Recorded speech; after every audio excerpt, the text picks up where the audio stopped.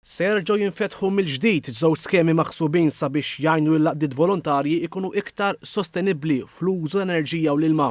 L-ewwel skema li tinħareġ għar-raba' darba tiffinanzja proġetti li jvarjaw minn tindif u manutenzjoni tal-ġibjuni tal-ilma, il-bdil ta' sistemi tad-dawl f'LED, inkluż floodlighting f'faċilitajiet sportivi, tibdil ta' tagħmir antik tal-ċina u air conditioners antiki, solar water heaters u pompi li jsaħħnu l-ilma. F'sentejn din l-iskema għenet iktar minn 40 għaqda volontarja b'investiment ta' iktar minn €1,000,000. Il-benefiċjarji kienu jvarjaw minn assoċjazzjonijiet sportivi, każini tal-banet, organizzazzjonijiet li jgħinu l-persuni vulnerabbli. Din l-iskema ħad tinfetaħ mill-ġdid fit-22 tax-xahar. L-iskema l-oħra hija maħsuba biex tgħin lil-laqdiet volontarji jinstallaw il-pannelli tax-xemx.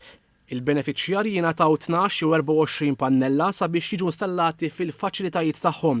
Jingħataw ukoll għotja ta' €5,000 jew €7,500 skont l-att ta' pannelli installati. Din is-somma tkopri fost l-oħrajn l-ispejjeż tal-istruttura, l-inverter u x-xogħlijiet tal-installazzjoni.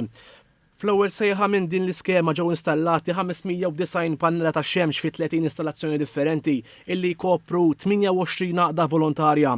Din l-iskema ħatiftaħ mill-ġdid fl-aħħar ta' April. Iż-żewġ skemi huma riżultat ta' kollaborazzjoni bejn l-Aġenzija tal-Enerġija u l-Ilma u l-Kunsill Malti għas-settur tal-volontarjat.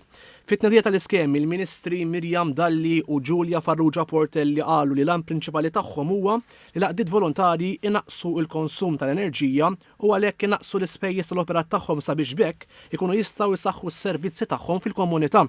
Irrimarkaw li l-1800 għaqda volontarja fil-pajjiż għandhom sem importanti sabiex il-pajjiż jilħaq il-miri ambjentali meħtieġa.